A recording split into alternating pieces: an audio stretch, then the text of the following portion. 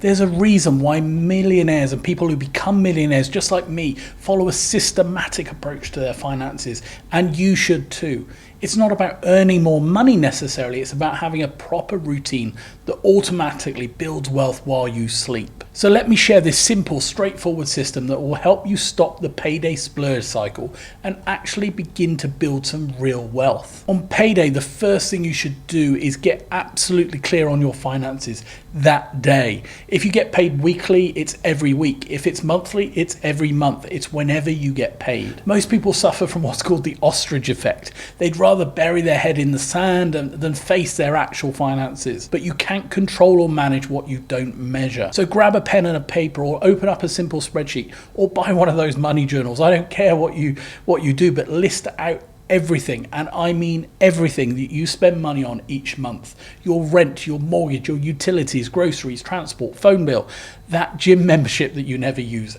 Everything, the lot. Now split these into two columns, needs and wants. Needs are the absolute essentials. If you couldn't survive without it, it's a need. Everything else, I mean everything else, goes into the wants column. That fancy coffee subscription, that's a want. The premium TV package, also a want. Once you've got everything listed, add up your needs column. This is what you should call your financial baseline, the absolute minimum you need to keep the lights on and food on the table. And a general rule of thumb here is that your needs should ideally be no more than 50% of your take-home pay.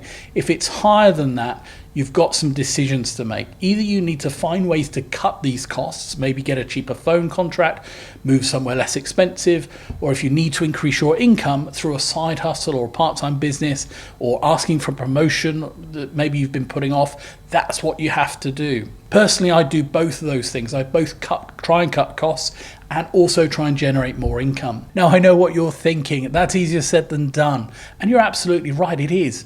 But remember, your earning potential is always higher than your saving potential. So definitely focus on earning more, as you can only save so much in the end. Sometimes you need to be honest about whether you're living beyond your means. And that honest conversation can be one of the most valuable things you can ever do to build your wealth. If you are living beyond your means, then cut costs and take action to generate more income. It really is that simple. Let's assume you've done your numbers and you have an amount left over after all of your needs are met, and maybe some of those wants are met too. Now, the next stage of this easy payday routine is protecting yourself. Before you begin building your wealth, you must protect yourself too by building an emergency fund. Do you have an emergency savings fund already? You definitely should. It is your financial safety net for when life decides to throw you a curveball, and life will always throw you a curveball, I promise. Your emergency savings fund should cover anywhere from 1 to 6 months of your essential living expenses. Now, how much of an emergency fund you aim for depends on your risk tolerance and your individual situation. If you've got high interest debt, then you don't want to wait until you've saved 6 months of emergency fund before tackling that high interest debt. You'll just be losing money on interest every single day. So in that situation, instead, maybe aim for 1 to 2 months of expenses in your emergency fund first, so you've got that safety net, and then split your available money between building the emergency fund and aggressively paying down that high interest debt. But you must have some kind of emergency fund before you even start to think about building wealth through investment or savings, or you'll just be forced to sell your investments to cover those emergencies. So focus on building that emergency fund. If you don't have high interest debt, then typically people would recommend an emergency fund of 3 to 6 months of expenses. Lean towards 3 months if you've got a stable job and good job security, or you could easily find another job. Push towards 6 months if you're self-employed or work in a volatile industry or one with high unemployment, or just prefer to have that extra security blanket. Put this money in a high interest savings account, a separate one that you can access quickly when needed. And my top tip here is make it really hard to access for non-emergencies. Use a different bank account from your everyday account. Don't have the card in your wallet. Make yourself have to actually think before you spend it. The psychological benefit of having this emergency fund is huge. Just knowing that you can handle life's emergencies without going into debt or panicking gives you incredible peace of mind and a much more stable approach to building your finances, and that over time will help you build your wealth too. Next, after making sure your needs are covered and you've built your emergency fund, every payday you must get serious about your high interest debt and start paying it down. This is things like credit cards, payday loans, store cards, and here's how to approach paying down that high interest debt. I see people with massive amounts on credit cards paying 20% interest, yet trying to save $100 a month into the stock market. This is madness. Why would you invest money hoping for an 8% return when you've got debt charging you 20% interest? That's like trying to fill a bucket with a massive hole in the bottom. It's pointless. Now, there are two main strategies for paying off credit card debt and similar high interest loans. First, the avalanche method is the mathematically optimal approach. You pay off the debt with the highest interest rate first, then work your way down. This saves you the most money in the long run. This is my preferred method and it is financially the most sensible. However, if you have 3 or 4 accounts of reasonable size, it can feel like a really big, long hill to climb.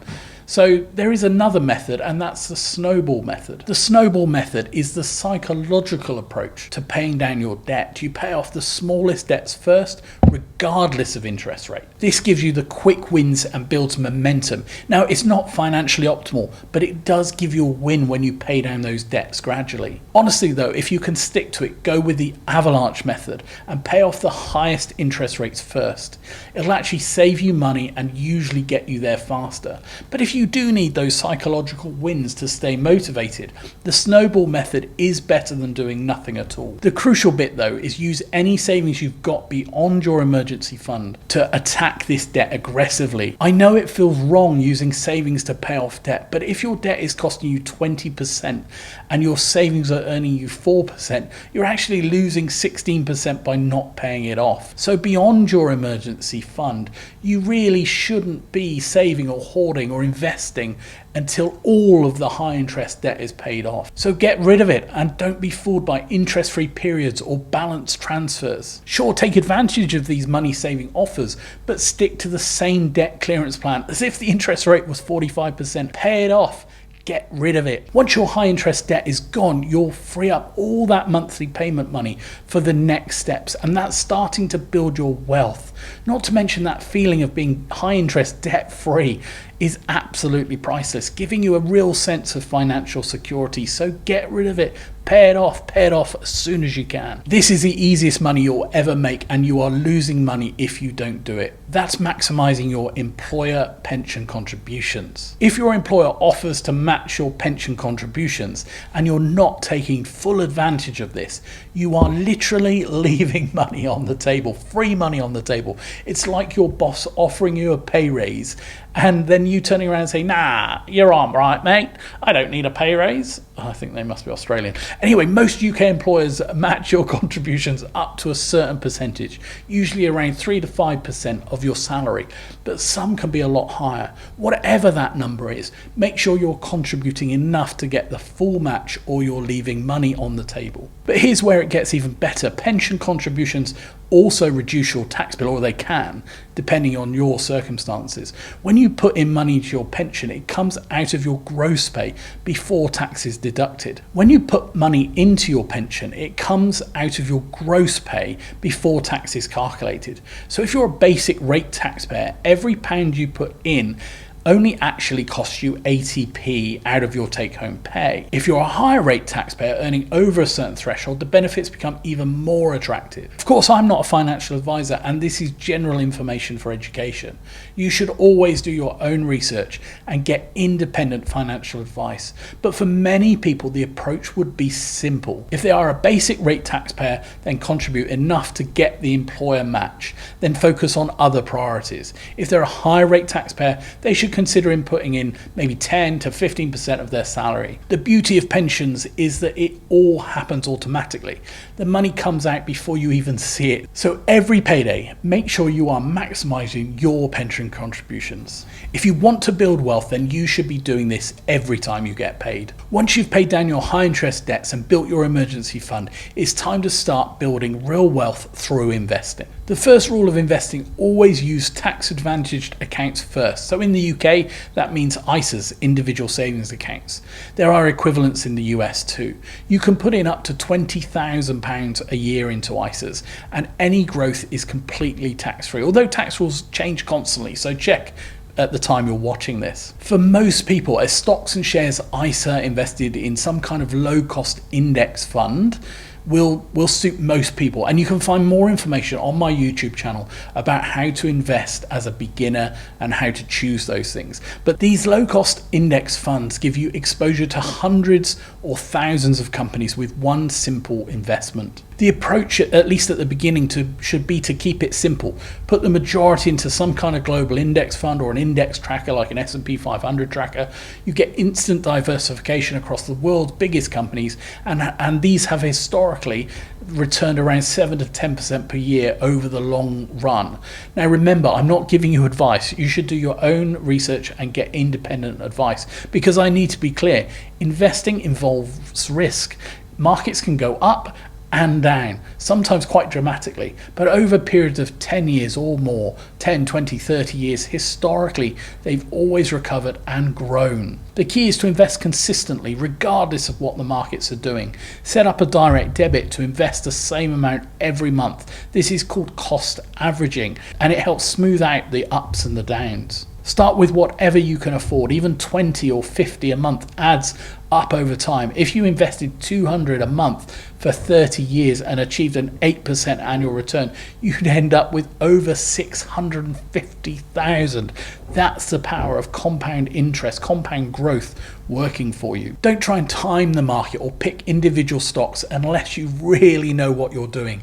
Keep it simple, keep costs low, and let the time do the heavy lifting for you. Now you'll find tons more on investing in my other videos on my YouTube channel, but every time you get paid, make sure you are investing what you can into the stock market, starting in a tax-free environment, and once you've hit the limit, then keep investing outside that tax-free wrapper. Okay, so at this point you've paid down your high interest debt, you've got your emergency fund, and you're saving regularly into the stock market or another investment that you're comfortable with. At this stage you have choices to make. You could keep upping your investments, and this is most likely the financially prudent choice based on past performance, but it will depend for every individual. But at some point, some people are also thinking about paying down their mortgage early if they've got one. So let's talk about that for a second.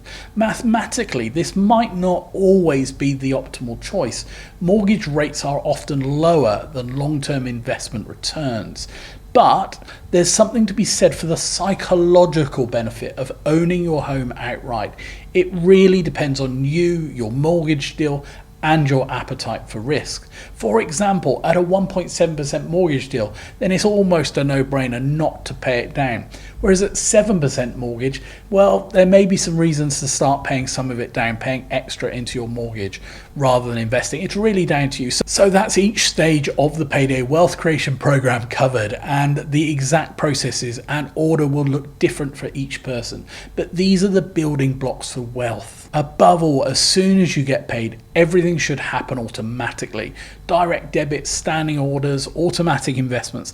The less you have to think about, the more likely you are to stick to your plan. Set up your bank account so that money flows automatically into different pots. Essential expenses come out first. Debt payments, if you have any, particularly those high interest ones. Emergency fund contributions, investment contributions. And what's left goes into your spending account. This way you're paying yourself first instead of spending everything and hoping there's something left over to save, because that approach never works. The brilliant thing about automation is that after a few months you'll stop noticing the money leaving your account. You'll naturally adjust your spending to what's left, and meanwhile your wealth is building in the background over the long term, over many years and decades. So right there you have it, a complete payday routine that actually works. No complicated spreadsheets, no unrealistic budgets, just a simple system that prioritizes the most important things first. Remember, this isn't about being perfect from day one. Start with what you can manage, even if it's just 20 a month into each category. The important thing is building the habit. And here's the thing, once you've got the system running, you'll be amazed how much less stress you have about money. You'll feel in control, you'll have emergency funds for the unexpected, you'll be building wealth for the future, and you'll still have money left over for the things you actually enjoy. As we always say, the best time to start was yesterday. The second best time to start is now. this payday. If you want more money and wealth creating insights, then join my Money Insider list. You can find the link in the bio and register online. If you've got value from this video, then please hit like and consider subscribing for more. Thank you so much for watching. I really appreciate it. Bye for now.